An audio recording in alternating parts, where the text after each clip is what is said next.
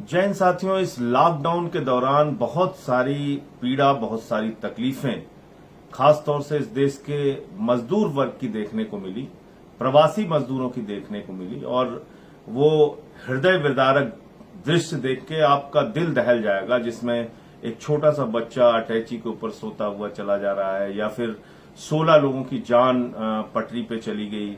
वो 150 रोटियां और एक टिफिन में चटनी लेके निकले थे। या फिर जो 42 अलग अलग जगहों पे लोगों की अब तक जो जानकारी मिली है कि 42 लोगों की अब तक आधिकारिक तौर पे रास्ते में चलते हुए हाईवेज के ऊपर डेथ हो गई। ये बताता है कि इस देश के मजदूर वर्ग के प्रति सरकार कितनी संवेदनहीन है। ये बताता है कि इस देश का एक बड़ा तबका जो राष्ट्र का निर्माता है, जिसने अपने खून पसीने से आपकी बिल्डिंगें बनाई हैं, आपकी फैक्ट्रियां चलाई हैं, आपको रिक्शे पर एक जगह से दूसरे जगह पहुंचाया है, श्रम किया है, उस वर्ग की ओर सरकार का ध्यान बिल्कुल नहीं है। सरकार पूरी तरीके से संवेदनहीन है। और ये बात मैं इसलिए कह रहा हूं कि अब तक जितनी भी घोषणाएं हुई हैं, उसमें से जो सबसे ज्यादा डिमांड थी कि भाई इन प्रवासी मजदूरों को उनके राज्यों में, उनके घरों तक पहुंचाया जाए। मैं आपको बता दूं, फिर दोहरा रहा हूं, मैं पहले भी बता चुका हूं कि लगभग 2 करोड़ यात्रियों को एक स्थान से दूसरे स्थान पर पहुंचाने की ताकत, क्षमता, कैपेसिटी रेलवे के पास है। 19,000 ट्रेनें वो एक दिन में एक स्थान से दूसरे स्थान पर चला सकते हैं। तो आप कल्पना कीजिए कि अगर 2 करोड़ लोगों को रेलवे एक स्थान से दूसरे स्थान पहुंचाने की क्षमता प्रतिदिन की रखता है, तो इन प्रवासी मजदूरों को एक दिन में, रास्ते में जाने में जो समय लगे वो अलग बात है, लेकिन एक दिन में उनके घरों पर पहुंचाया जा सकता है। लेकिन कभी कहा जाता है 15 ट्रेन चलेगी, कभी कहा जाता है 100 ट्रेन चलेगी, फिर कहा जाता है ये राज्य ट्रेन नहीं मांग रहे, फिर कहा जाता है वो राज्य। तो फिर इस पूरी सियासत में कहीं ना कहीं ऐसा लगता है कि गरीब आदमी का दर्द सरकार की सोच से गायब है, सरकार की नीतियों से गायब है, सरकार की योजनाओं से गायब है। अभी प्रधानमंत्री जी ने उस दिन एक बड़ा आह्वान किया कि देश को आत्मनिर्भर बनाना है, और इसलिए 20 लाख करोड़ रुपए का पैकेज उन्होंने देने की घोषणा की।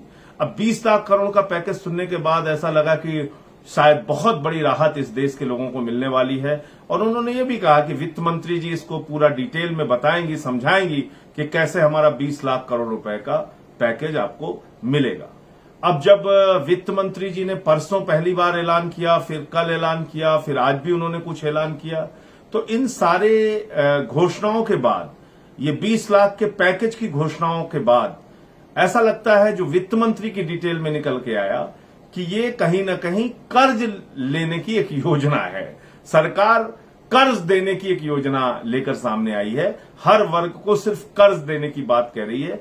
डायरेक्ट बेनिफिट यानी सीधा लाभ मजदूरों को, किसानों को, पीड़ित वर्ग को इस पूरी घोषणा में देने की बात नहीं की गई है। उनको अगर आप देखेंगे कि उनको अगर कोई सीधा लाभ देने की बात कही गई है, तो वो क्या कही गई है आपको जानना चाहिए। कहा गया कि हम 5 किलो आटा या 5 किलो चावल, अगर आप आटा लेंगे तो चावल नहीं मिलेगा, चावल लेंगे तो आटा नहीं मिलेगा, इस बात को समझ लीजिए। 5 किलो आटा या 5 किलो चावल पहले उन्होंने घोषणा की थी कि 3 महीने तक देंगे, अब 2 महीने उसमें और जोड़ दिया है एक व्यक्ति को, और एक परिवार को 1 किलो दाल वो महीने का देंगे। आप मुझे बताइए, 5 आदमी का अगर परिवार है तो उसको 1 किलो दाल में कैसे पूरे महीने का वो गुजारा कर सकता है? ये सरकार की घोषणा है। फिर उन्होंने कहा कि जनधन योजना में 500-500 रुपए सरकार की ओर से डाला जाएगा। फिर अभी उन्होंने कुछ पैसे देने की बात कही है प्रधानमंत्री केयर्स के जो फंड है उसके माध्यम से।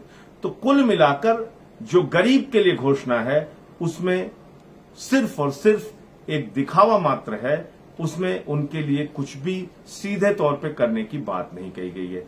कल वित्त मंत्री जी ने फिर से कहा कि भाई 50 लाख रेहड़ी पटरी वालों को, पहली बात तो रेहड़ी पटरी वालों की संख्या बहुत बड़ी है इस देश में, वो करोड़ों की संख्या में है। मतलब कोई कहता है 10 करोड़, कोई कहता है 15 करोड़, लेकिन 50 लाख तो कतई नहीं है।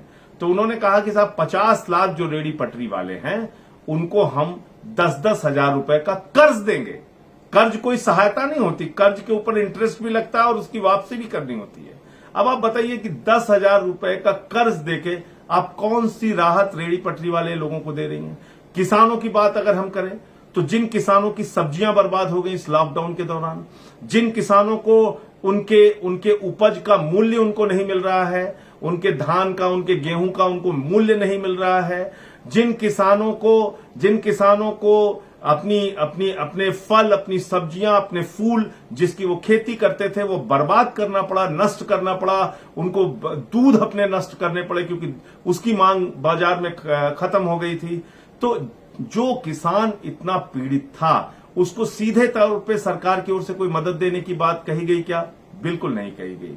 और आप देखिए कि क्या क्या घोषणाएं उनके द्वारा की गई हैं। कहा गया कि हम 3 लाख करोड़ रुपए एमएसएमई सेक्टर को कर्ज देंगे। एमएसएमई सेक्टर का मतलब लघु, मध्यम और कुटीर उद्योग जो हैं, जिसकी इकाइयां लगभग 6 करोड़ हैं हिंदुस्तान में, उसको कहा गया वित्त मंत्री जी के द्वारा कि हम 3 लाख करोड़ रुपए का कर्जा देंगे। अब मुझे जरा बताइए कि लघु कुटीर उद्योग चलाने वाले जो लोग हैं वो अपना उद्योग कब चलाएंगे? वो मजदूर को कब रखेंगे? वो मजदूर को रख के अपनी फैक्ट्री चला के पैसा कब देंगे? वो अपना उद्योग चला के पैसा कब देंगे? जब बाजार में उसके लिए मांग होगी, जब बाजार में उनके सामान की कीमत उनको मिलेगी। अन्यथा कोई भी व्यक्ति अपना उत्पादन नहीं करेगा अगर बाजार में मांग ही नहीं है तो। और आज की तारीख में मांग खत्म है, और जब मांग खत्म है तो फैक्ट्रियां बंद हैं, और फैक्ट्रियां बंद हैं तो वो लोन किस बात का लेंगे और क्यों अपनी फैक्ट्री चलाना चाहेंगे, और क्यों बिठाल के, अगर मांग नहीं है बाजार में तो क्यों उत्पादन अपना करेंगे? लेकिन उसके लिए 3 लाख करोड़ रुपए का कर्जा रख दिया गया।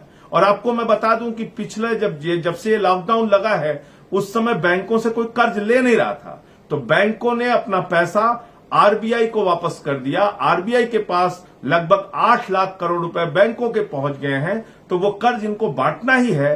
अब ये कह रहे हैं कि हम बगैर गारंटी के हम लोन 3 लाख करोड़ रुपए लघु कुटीर उद्योग के एमएसएमई सेक्टर के लिए हम लोग देंगे। लेकिन आप ये समझिए इसमें विसंगतियां जो आगे आने वाली हैं। राष्ट्रीयकृत बैंकों में जब आप जाएंगे हो सकता है वहां पे सरकार के इस आदेश का कुछ दबाव चले, लेकिन जब आप प्राइवेट सेक्टर बैंक में जाएंगे तो क्या आपको वो लोन दे देंगे इतनी आसानी से? क्या आपको राष्ट्रीयकृत बैंक भी इतनी आसानी से लोन दे देंगे क्या? ये कर्ज पाना कोई आसान काम नहीं होगा। उसके लिए कितने पापड़ बेलने पड़ेंगे, कितने चक्कर आपको लगाने पड़ेंगे, आप हैरान हो जाएंगे उस बात को लेके। और कर्ज देना किसी मर्ज का इलाज नहीं है। कर्ज एक इनडायरेक्ट सहायता हो सकती है, एक घुमा फिरा के सहायता हो सकती है, लेकिन सीधी मदद नहीं है। अगर बाजार में मांग क्रिएट करना है, अगर आदमी के अंदर खरीद की क्षमता पैदा करना है, तो आपको सीधे तौर पर किसी भी व्यक्ति के खाते में पैसा डालना होगा। वो 10,000 हो, 15,000 हो, 20,000 हो, जो भी आप तय करें, लेकिन आपको सीधे डायरेक्ट बेनिफिट किसी भी व्यक्ति के खाते में देना पड़ेगा। तब उसका जीवन पटरी पे आ सकता है, तब बाजार में मांग बढ़ सकती है, और तब उत्पादन के लिए फैक्ट्रियां चल सकती हैं, और तब ही अर्थव्यवस्था हमारी पटरी पर आ सकती है। अन्यथा ये सब सिर्फ एक हवाई बातें होंगी, एक दिखावा की बातें होंगी। जो 3 लाख करोड़ रुपए का कर्जा देने की बात खुद वित्त मंत्री जी ने कहा, उसमें वित्त मंत्री जी ने कहा, निर्मला सीतारमण जी ने, कि 3 लाख करोड़ के इस कर्ज से 45 लाख इकाइयां लाभान्वित होंगी। यानी 45 लाख इकाइयों को जो एमएसएमई सेक्टर में है उनको फायदा होगा। जबकि एमएसएमई सेक्टर में 6 करोड़ इकाइयां हैं, यानी 5 करोड़ 55 लाख इकाइयों के लिए खुद वित्त मंत्री जी कह रही हैं कि उसके लिए कोई बहुत बड़ी योजना नहीं है।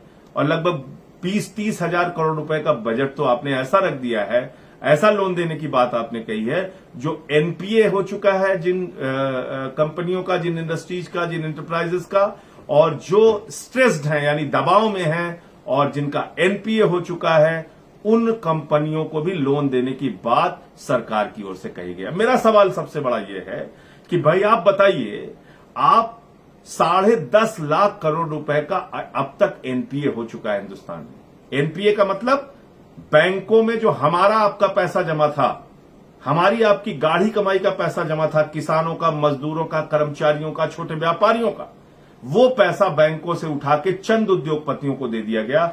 अडानी को, अंबानी को, बड़े बड़े पूंजीपतियों को वो पैसा दे दिया गया। नीरव मोदी को, मेहुल चोकसी को, इन सबको, विजय माल्या को, इन सबको वो पैसा दे दिया गया और उन्होंने वो 10.5 लाख करोड़ रुपए बैंकों को वापस नहीं किया। याद कीजिएगा, ये किसी नेता का पैसा नहीं है, किसी सरकार का पैसा नहीं है, किसी मंत्री, किसी प्रधानमंत्री, किसी मुख्यमंत्री का पैसा नहीं है। इस देश के लोगों की गाढ़ी कमाई का पैसा वो बैंकों में रखा गया, जमा किया गया और वही पैसा उठा के इन चंद पूंजीपतियों को दिया गया और उन पूंजीपतियों ने आपका 10.5 लाख करोड़ रुपए डुबा दिया।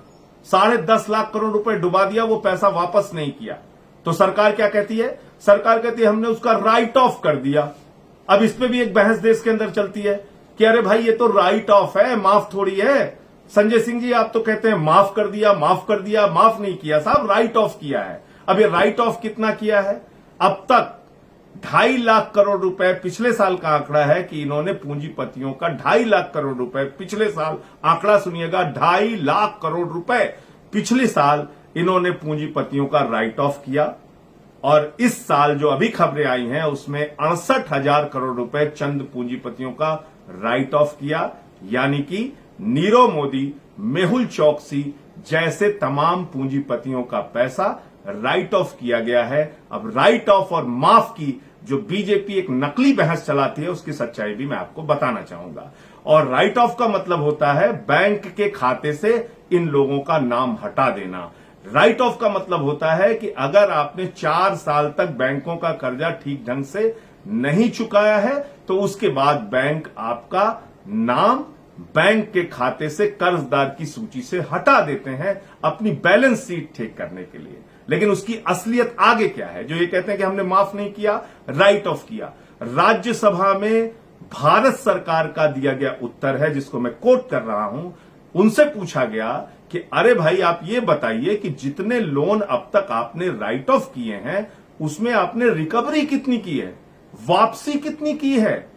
तो सरकार ने बताया है, राज्यसभा के अंदर उत्तर दिया है कि साहब हमने 10.7% पैसा रिकवरी की है, वापसी किया है। यानी मतलब आप समझ गए कि अगर आप 20 लाख रुपए का कर्जा लेते हैं तो सिर्फ और सिर्फ 2 लाख रुपए सरकार वापस कर पाई है, 18 लाख रुपए वापस नहीं कर पाई है। अगर आपने 10 लाख करोड़ रुपए का कर्जा राइट ऑफ किया है तो इसका मतलब उसका मात्र 10% यानी 1 लाख करोड़ रुपए वापसी आया है, 9 लाख करोड़ रुपए वापसी नहीं आया है। 9 लाख करोड़ रुपए डूब गया है। तो ये एक प्रकार से माफ हो गया कर्जा।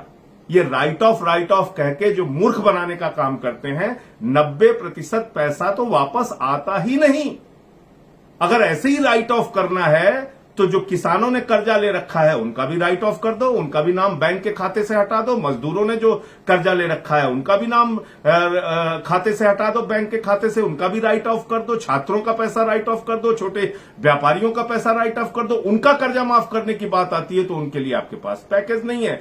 उनको रेल का किराया देने की बात आती है तो उनके लिए आपके पास 15% भी किराया देने के लिए पैसा नहीं है। उनको पैकेज देने की बात आती है तो उनको आप बस से, ट्रेन से पहुंचा नहीं सकते, उनके खाते में सीधा पैसा नहीं दे सकते। लेकिन जब आप इन पूंजीपतियों की बात करते हैं, यानी जो सरकार का अब तक की जो इनकी घोषणा है, उस 20 लाख करोड़ रुपए के घोषणा के अंदर जो अब तक इन्होंने घोषणा की है, कुछ घोषणाएं अभी बाकी भी रह गई हैं, उसमें मात्र 10,000 करोड़ रुपए आप कह सकते हैं कि देश के गरीबों के लिए रखा गया है।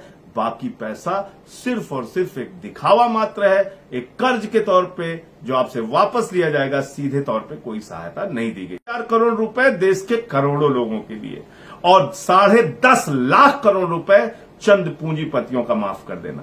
68,000 करोड़ रुपए नीरव मोदी, मेहुल चौकसी जैसे लोगों का माफ कर देना। 2.5 लाख करोड़ रुपए पिछले वर्ष चंद पूंजीपतियों का माफ कर देना। तो ये पूरा खेल है। आपको ये समझना होगा कि सरकार की प्राथमिकता क्या है, सरकार की जिम्मेदारियां क्या है, सरकार की सोच क्या है। सरकार की सोच में कहीं क्या आप आते हैं? क्या वो माताएं बहनें जो रास्ते में डिलीवरी हो जा रही है और अपने बच्चे को लेके पैदल कई किलोमीटर तक चलते हैं? क्या वो बच्चे, मासूम बच्चे जो अटैची पर सो जाते हैं, उनको मां घसीटते हुए ले जाती है? क्या वो लोग जो रेल की पटरी पर अपनी जान दे देते हैं या हाईवेज पे चलते हुए जिनका एक्सीडेंट हो जाता है या ट्रेन से नहीं जाने को मिला तो कहीं साइकिल से जा रहे हैं, कहीं टेम्पो से जा रहे हैं, कहीं ऑटो से जा रहे हैं और रास्ते में उनका एक्सीडेंट हो जाता है। ऐसे भी हृदय विदारक दृश्य हम लोगों ने देखे। मुंबई से एक व्यक्ति अपने पूरे परिवार को लेकर लखनऊ जा रहा था और रास्ते में उसका एक्सीडेंट हो गया।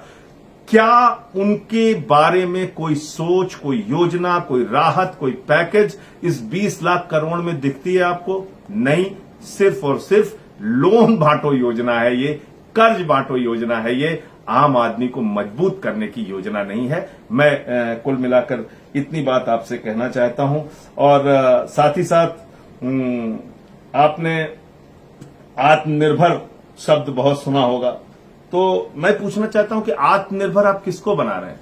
इस पूरे पैकेज में भी आपने 90,000 करोड़ रुपए डिस्कॉम कंपनियों को, बिजली कंपनियों को देने की बात की है। अब वो 90,000 करोड़ रुपए बिजली कंपनियों को मिलेगा तो किसका है आप जानते हैं? अंबानी की बिजली कंपनियां हैं, अडानी की बिजली कंपनियां हैं। और आपने कह दिया साहब हम आपको 90,000 करोड़ रुपए का पैकेज दे रहे हैं, आप सस्ती बिजली दीजिएगा। अरे भाई, उत्तर प्रदेश में आप गन्ना मिल मालिकों को सीधे पैकेज दे देते हैं और उनसे कहते हैं भाई आप किसानों का पैसा दे दीजिएगा। कभी किसानों का पैसा वो लोग देते हैं क्या? तो कभी इन डिस्कॉम कंपनियों को आपने 90,000 करोड़ रुपए का पैकेज दे दिया, इनसे क्या आप उम्मीद कर सकते हैं कि एक भी पैसे ये बिजली का दाम कम करेंगे? हर जगह बिजली का दाम बढ़ाने का काम करेंगे, बिजली का दाम कम करने का काम नहीं करेंगे।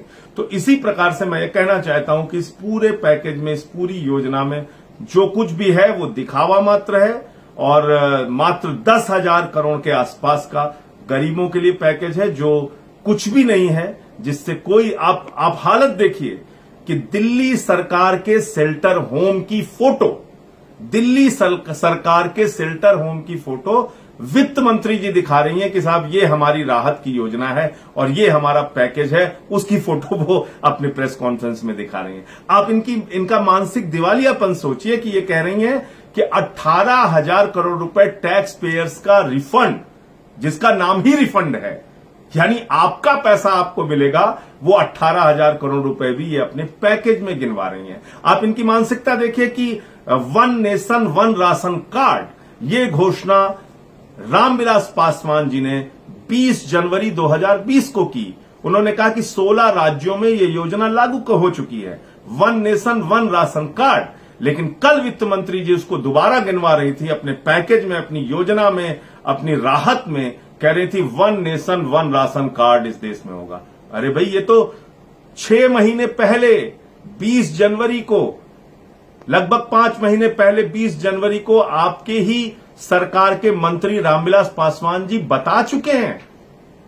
उसका वीडियो है बाकायदा कि 16 राज्यों में ये योजना लागू हो चुकी है और उसको भी आप अपने में गिनवा रहे हैं। तो कुल मिलाकर ये पैकेज तो ऐसा लगता है कि भारत सरकार आपसे ये कहना चाहती है कि देखो भाई, हिंदुस्तान की धरती पर आपको हवा मुफ्त में मिल रही है क्या? अगर हवा मुफ्त में मिल रही है, सरकार आपसे कोई पैसा ले रही है क्या? नहीं ले रही है। तो सरकार की ओर से भारत की धरती पर आपके लिए पैकेज है कि आपको हवा मुफ्त में मिल रही है। सरकार ये कहना चाहती है कि देखिए भाई, आप सड़कों पर पैदल चलते हैं, हम आपसे कोई पैसा लेते हैं क्या? पैसा नहीं लेते। ये सरकार की ओर से आपके लिए पैकेज है। हमने हजारों करोड़ की सड़कें बनवाई, लेकिन आपको उसमें फ्री चलने की सुविधा हम दे रहे हैं। आप पैदल चल सकते हैं फ्री, उस पर वॉक कर सकते हैं। ये हमारा पैकेज है। तो कुल मिलाकर सरकार का ये जो पैकेज है, ये कुल मिलाकर इसी प्रकार का है कि आपको सरकार मूर्ख बनाने का एक और अभियान, एक और योजना, एक और पैकेज लेकर सामने आए हैं। ये बात कह रहे हैं लोकल वोकल, ये शब्द अपने आप में सुनने में बहुत अच्छा लगता है, लेकिन आप मुझे बताइए, आप कह रहे हैं हम स्वदेशी को बढ़ावा देंगे। हिंदुस्तान में तो शरबत बहुत अच्छा मिलता है, कई तरह का शरबत मिलता है। हम लोग तो पहले से कह रहे हैं कि भाई नींबू का शरबत और खरबूज का शरबत, तरबूज का शरबत, मौसमी का शरबत, मट्ठे यहां बहुत अच्छे मिलते हैं गांवों में। तो आपने पेप्सी कोला पिलवा के लाखों करोड़ रुपए का बिजनेस उनको करने की अब तक छूट दी है। तो क्या हम लोग ये समझे कि ये सारे पेप्सी कोला अब यहां से भागेंगे?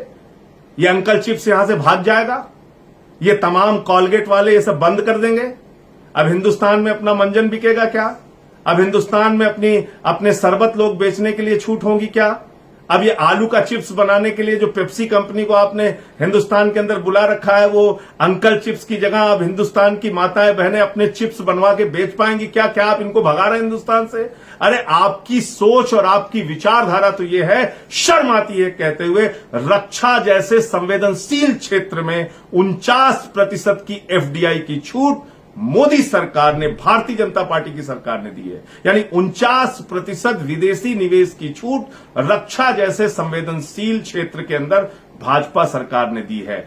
इस देश के अंदर रिटेल के व्यापारी लड़ते रहे, मांग करते रहे, निवेदन विनती करते रहे, रिटेल में एफडीआई मत लाओ, हम बर्बाद हो जाएंगे, हम तबाह हो जाएंगे। लेकिन रिटेल के अंदर 100% एफडीआई विदेशी निवेश लाने का काम भाजपा सरकार ने किया है। और आज आप इस देश के लोगों को मूर्ख बनाने के लिए कह रहे हैं लोकल, वोकल, स्वदेशी, विदेशी। ये बात आप लोगों के मुंह से अच्छी नहीं लगती। आपने इस देश की अर्थव्यवस्था को एक एक करके विदेशियों के हाथ में रखा है, विदेशियों को पूरी तरह से व्यापार की खुली छूट प्रदान की है, और अभी आप सिर्फ और सिर्फ गरीबों के पीठ पर लात मारने का और पेट पर लात मारने का काम कर रहे हैं। ऐसे संकट के समय में भी उत्तर प्रदेश और मध्य प्रदेश के अंदर आपकी सरकारों ने श्रम कानूनों में बदलाव करने की बात कही है। श्रम कानूनों में बदलाव करके सरकार कह रही है, योगी की सरकार कह रही है, शिवराज की, कि अब 8 घंटे की जगह 12 घंटे मजदूरों से काम करा लो, हम आपसे पूछेंगे नहीं। कोई इंस्पेक्टर आपकी जांच करने नहीं जाएगा। जितना मर्जी श्रमिकों का शोषण कर लो, खुली छूट है, पैसे कमाओ, मजदूरों का शोषण करो। तो यानी मजदूर सड़क पर चलने के लिए मजबूर, मजदूर पटरी पर चलने के लिए मजबूर, मजदूर श्रम कानूनों के अंदर पीठ पर लात झेलने के लिए मजबूर। तो मैं ये कहना चाहता हूं कि ये सरकार सिर्फ और सिर्फ, और भारतीय जनता पार्टी की सोच सिर्फ और सिर्फ पूंजीपतियों को और ताकतवर बनाने की सोच है। पूंजीपतियों के लिए 10 लाख करोड़ रुपए का कर्ज माफ कर दिया जाता है। पूंजीपति 10 लाख करोड़ रुपए का कर्ज लेकर उड़ जाते हैं, लेकिन गरीब आदमी के खाते में 10,000 रुपए भी राहत देने के लिए सरकार तैयार नहीं है। ये 20 लाख करोड़ का पैकेज मात्र दिखावा है, कर्ज बांटने की योजना है, इसके अतिरिक्त कुछ भी नहीं है। इंकलाब जिंदाबाद, आम आदमी जिंदाबाद।